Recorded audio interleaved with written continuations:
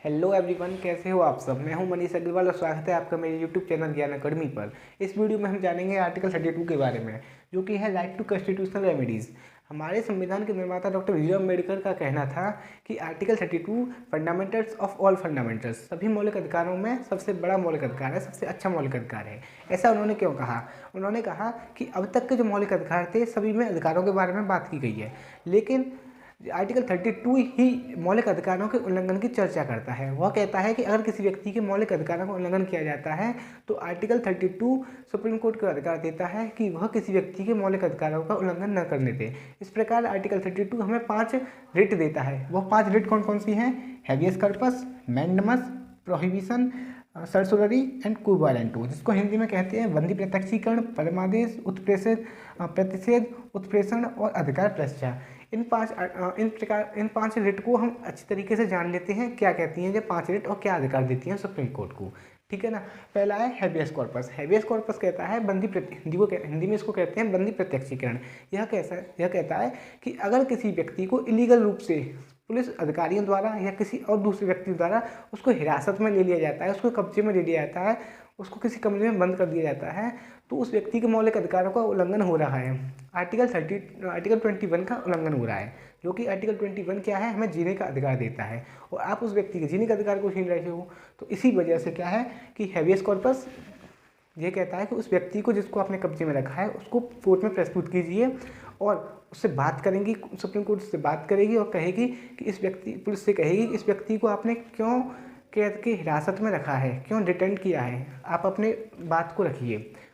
अगर उस व्यक्ति को इलीगल रूप से कैद में रखा गया है तो सुप्रीम कोर्ट पुलिस वालों को सजा देगी। अगर लीगल रूप से किया है कि हाँ उसने कोई क्राइम किया है या कुछ भी किया है तो कोई बात ही नहीं है, फिर तो उस व्यक्ति को डिटेन किया जाएगा, हिरासत में रखा जाएगा। लेकिन इलीगल रूप से रखा गया है तो उसके मौलिक अधिकारों को उल्लंघन हुआ है तो उस व्यक्ति को रिहा किया जाएगा और पुलिस वालों को सजा दी जाएगी। किसमें? कौन कहता है ये? Habeas corpus. हैबियस कॉर्पस वह व्यक्ति जो हैबियस कॉर्पस क्या है कि वह व्यक्ति इस प्रकार की याचिका नहीं दायर कर सकता, मतलब क्योंकि भाई उस व्यक्ति को तो हिरासत में रखा गया है, तो उसके घर वाले या उसका कोई दोस्त है वह इस प्रकार के केस में फाइल कर सकता है, कोर्ट में केस फाइल कर सकता है। ठीक है ना। हैबियस कॉर्पस में जो पुलिस अधिकारी है उनके खिलाफ भी दायर की जा सकती है और पर्टिकुलर इंडिविजुअल पर्सन के खिलाफ भी दायर की जा सकती है। जैसे किडनैप वगैरह जो किए जाते हैं तो उनके खिलाफ भी उनको वो मौलिक अधिकारों को उल्लंघन करते हैं, इस वजह से उनके खिलाफ भी हैबियस कॉर्पस रिट है वो डाली जाती है, जारी की जाती है। ठीक है। उसके बाद आता है दूसरा मैंडमस। मैंडमस होता है वह सरकारी ऑफिसर्स पर डलता है, जैसे कुछ पब्लिक ऑफिसर्स होते हैं, जैसे कि सभी प्रकार की पुलिस वगैरह, पुलिस डिपार्टमेंट है या फिर जो म्यूनसिपलिटीज़ वगैरह होती हैं उन पर डाली जाती है। कैसे? अगर वह अपने कार्य को सुचारू रूप से करते हैं, अपने कार्य को करते हैं या अपने कार्य को नहीं करते, इस वजह से किसी व्यक्ति के मौलिक अधिकारों का उल्लंघन होता है तो मैंडमस डाली जाएगी। एग्जाम्पल देके बताता हूँ आपको कि सपोज कीजिए कि कोई म्यूनसिपलिटीज़ है, म्यूनसिपल कॉरपोरेशन है, नगर निगम है, उनका कार्य क्या होता है कि रोडों की सफाई करना और अपने क्षेत्र में, अधिकार क्षेत्र जो आता है उनका, उसमें सफाई रखना। ठीक है। लेकिन अगर वह अपने कार्य को अच्छी तरह नहीं करते हैं और किसी जगह पर बहुत ज़्यादा कूड़े का ढेर लगा देते हैं, ठीक है, तो इससे क्या कूड़ा होगा, जहाँ जहाँ गंदगी होगी तो वहाँ बीमारियाँ बहुत ज़्यादा फैलेंगी। तो उस वजह से होता क्या है कि वहाँ पर जो रहने वाले लोग हैं वो बीमार पड़ना शुरू हो जाते हैं। ठीक है। तो क्या है? जीने का अधिकार आर्टिकल 21 में है, तो उनके जो जीने का अधिकार उनसे छीना जा रहा है। किस वजह से? कि जो म्यूनसिपलिटीज़ है अपना कार्य अच्छी तरीके से नहीं निभा पा रही है, इस वजह से। तो उनके पास जो अधिकार है कि वह सुप्रीम कोर्ट में केस फाइल करें कि देखिए सर यह हमारी जो म्यूनसिपलिटीज़ है, हमारे यहाँ के जो नगर निगम है वो अच्छी तरह कार्य नहीं कर रहा है, इस वजह से हम बीमार पड़ते जा रहे हैं, हमारे मौलिक अधिकारों का उल्लंघन हो रहा है। तो आप उनसे कहिए कि अपने कार्य को अच्छी तरह करें और सफाई रखें। तो सुप्रीम कोर्ट मैंडमस के द्वारा उन व्यक्तियों से कहेगा अपने कार्य को अच्छी तरह कीजिए। इससे क्या है कि जो हमारे आपके पड़ोस के जो लोग हैं, आपके अधिकार क्षेत्र में जो लोग निवास कर रहे हैं, उनको क्या है प्रॉब्लम्स हो रही हैं, उनकी हेल्थ में दिक्कत आ रही है। ठीक है ना। उसका आ जाता है प्रोहिबिशन। प्रोहिबिशन क्या होता है? तो हिंदी में कहते हैं प्रतिषेध। इसका शाब्दिक अर्थ होता है रोकना। यह कहाँ पर लागू होता है? यह होता है सुप्रीम कोर्ट से नीचे के जो कोर्ट हैं सभी कोर्टों पर यह लागू होता है। यह मतलब कोई केस है जो कि कोर्ट में पेंडिंग चल रहा है, कोई केस है जो कि कोर्ट में पेंडिंग चल रहा है और वो व्यक्ति है जो इस केस में इन्वॉल्व है, वो कहता है कि मैं इस कोर्ट से अच्छा फील नहीं कर रहा हूँ और यह मुझे ऐसा लगता है कि सुनवाई नहीं कर पा रहे हैं अच्छी तरीके से मेरे केस की, मतलब उस केस में केस को सॉल्व कैसे किया जा सकता है। दो व्यक्ति होते हैं, अपोजिट वाले अपने अपने विचारों को रखते हैं, तो यह मेरे विचारों को अच्छी तरह नहीं सुन पा रहे हैं। मुझे प्रतीत होता है कि यह मेरे मौलिक अधिकारों को उल्लंघन कर रहे हैं। इस वजह से मैं चाहता हूँ कि आप मेरे केस को सुनवाई करें और इस व्यक्ति से, इस जो कोर्ट है, जिस कोर्ट में जो केस चल रहा है, उस कोर्ट से हमारा जो केस है वो ले लीजिए और आप इस केस को सुनिए। ठीक, तो वो क्या कह रहा था, प्रोहिबिशन। एग्जाम्पल देता हूँ, देखिए आपने कैट का नाम सुना होगा। कैट क्या है, सेंट्रल एडमिनिस्ट्रेटिव ट्राइब्यूनल्स। इसमें क्या होता है कि एक केंद्र में जिस प्रकार की जो जॉब होती हैं उनमें सभी प्रकार की जॉब्स के जो इशू हैं, जैसे IAS वाला, IPS, IFS और इसी प्रकार के जो सेंट्रल जॉब्स हैं उनमें जो इशू होते हैं उनकी जो सुनवाई होता है वो कैट करता है। तो सपोज कीजिए कि एक IAS ऑफिसर है, उसको अपने ऑफिस से निकाल दिया गया है, उसको बर्खास्त कर दिया गया है, रिमूव कर दिया गया है, तो वह उस केस की सुनवाई कहाँ होगी, कैट में होगी। तो कैट क्या कहता है, वो उस व्यक्ति की सुनवाई अच्छी तरह नहीं करता है। सुनवाई होती है तो उसकी अच्छी तरह उस पर गौर नहीं फरमाता है, उस व्यक्ति IAS ऑफिसर की बात को नहीं सुनता है, तो उस व्यक्ति के मौलिक अधिकारों का उल्लंघन हो रहा है। भाई मैं आपसे न्याय चाह रहा हूँ और आप मेरी बात को अच्छी तरह नहीं सुन रहे हो, उस सामने वाले दूसरे पार्टी की तो सुन रही हो लेकिन मेरी बात नहीं सुन रही हो। इस वजह से वो क्या कहता है, कोर्ट क्या है, पेंडिंग, कोर्ट में वो केस है वो पेंडिंग चल रहा है। इसमें क्या होता है, प्रोहिबिशन में कि जो केस होता है वो कोर्ट में पेंडिंग चल रहा होता है, तो वो कहेगा सुप्रीम कोर्ट में, सर मेरे मौलिक अधिकारों का उल्लंघन हो रहा है क्योंकि जब कोर्ट है, जो कैट है, वो मेरी बात को अच्छी तरह नहीं सुन पा रहा है, दूसरी पार्टी की बातों को सुन रहा है, मेरी बातों को मुझे गौर नहीं फरमा रहा है, मेरी बातों को नहीं सुन रहा है। तो मैं चाहता हूँ कि आप इस कोर्ट को इस केस को मैं चाहता हूँ कि आप इस केस को या तो आप ही ले लीजिए या किसी दूसरे हाई कोर्ट को या किसी और जिसको आप चाहते हो उसको आप दे दीजिए। तो सुप्रीम कोर्ट क्या करेगा, उस व्यक्ति के मौलिक अधिकारों का उल्लंघन हो रहा है, इस वजह से उस केस को कैट से लेकर किसी दूसरे हाई कोर्ट को दे देगा, किसी हाई कोर्ट को दे देगा, जिसका जो मन कर, जिसको चाहे वो दे सकता है सुप्रीम कोर्ट, या खुद अपने पास इस केस को सॉल्व करने के लिए ले सकता है। ठीक, लेकिन इसमें कंडीशन ये है कि केस अभी सॉल्व नहीं हुआ है, केस का पेंडिंग है। अब सरसरी आती है, सरसरी सब कुछ यही है, लेकिन इसमें हो क्या जाता है कि केस क्या है, पेंडिंग चल रहा होता है, मतलब केस क्या है, सॉल्व हो गया है, मतलब प्रमाणित हो गया है कि आप एक करप्ट ऑफिसर थे, इस वजह से आपको रिमूव किया गया है। ठीक, तो बाद में उस ऑफिसर को पता चलता है कि एक्चुअली में क्या है कि मेरे मौलिक अधिकारों का उल्लंघन हुआ है।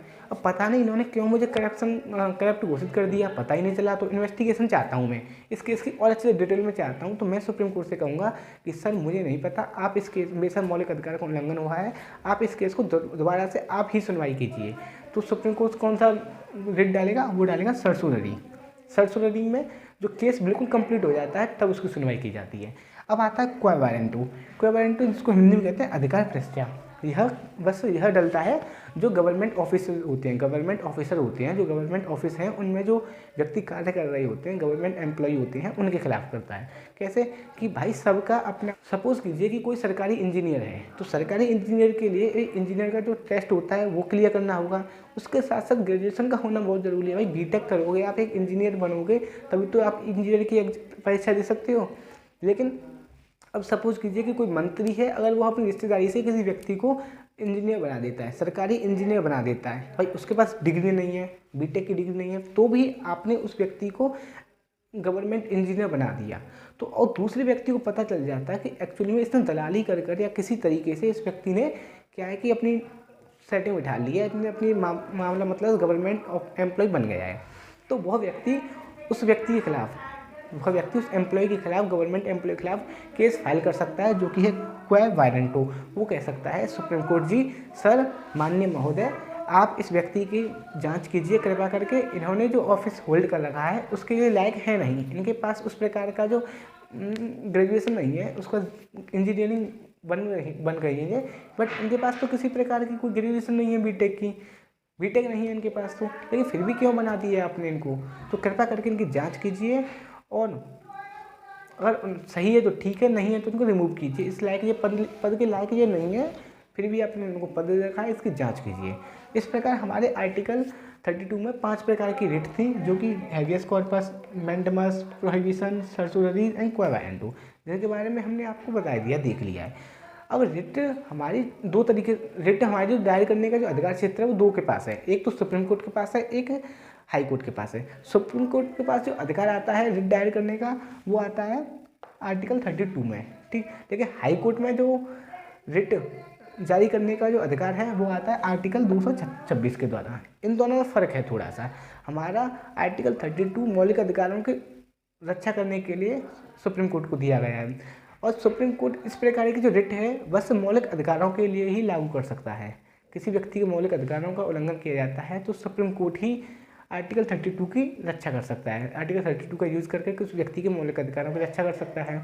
आर्टिकल 26 में क्या है कि उस किसी व्यक्ति के मौलिक अधिकारों का उल्लंघन होता है तो आर्टिकल हाई कोर्ट है वो उस व्यक्ति के मौलिक अधिकारों के उल्लंघन को रोक सकता है, मतलब उसके केस की सुनवाई कर सकता है। इसके साथ साथ अगर किसी व्यक्ति का जो कानूनी रूप से लीगल रूप से उसका उल्लंघन किया जाता है, उसके कानूनों का उल्लंघन किया जाता है लीगली, तो भी उसकी सुनवाई कर सकता है। यह बस मौलिक अधिकारों को सुनेगा, यह मौलिक अधिकारों के साथ साथ जो और कानून होते हैं उनकी भी सुनवाई कर सकता है। ठीक, सुप्रीम कोर्ट है पूरे इंडिया में मौलिक अधिकारों की सुनवाई कर सकता है। हाई कोर्ट है ओनली अपने न्याय क्षेत्र में, जो कि अपने राज्य क्षेत्र में आता है, उनकी व्यक्तियों की मौलिक अधिकारों की सुनवाई कर सकता है। इसमें और डिफरेंस यह है कि हाई कोर्ट चाहे तो उस व्यक्ति के मौलिक अधिकारों के केस की सुनवाई कर सकता है और ना चाहे तो हटा भी सकता है। यह हाई कोर्ट के जज के ऊपर है कि वह इस केस की सुनवाई कर भी सकते हैं और नहीं भी कर सकते। लेकिन आर्टिकल 32 में जो सुप्रीम कोर्ट है, जो कि मौलिक अधिकारों का जो हमारे मौलिक अधिकार हैं उनका सुरक्षा बनता है। सुरक्षा दाता कौन है, प्रोटेक्टर और गारंटी कौन देता है, आर्टिकल सुप्रीम कोर्ट देता है। तो सुप्रीम कोर्ट को सुनना ही होगा, यह फिक्स है। हाई कोर्ट सुने या न सुने यह उसकी मर्जी की बात है, लेकिन सुप्रीम कोर्ट को सुनना ही होगा, यह फिक्स है। इस प्रकार आर्टिकल 32 यहीं पे हम इसको विराम देते हैं, यहीं पे हमारा आर्टिकल 32 खत्म होता है। अगली वीडियो में हम जानेंगे आर्टिकल 33, 34 एंड 35 के बारे में। आशा करता हूँ आपको ये वीडियो अच्छी लगी होगी। वीडियो अच्छी लगी है तो लाइक कीजिए, शेयर कीजिए, चैनल सब्सक्राइब ना किया हो तो चैनल सब्सक्राइब कीजिए। मिलते हैं अगली वीडियो में, धन्यवाद।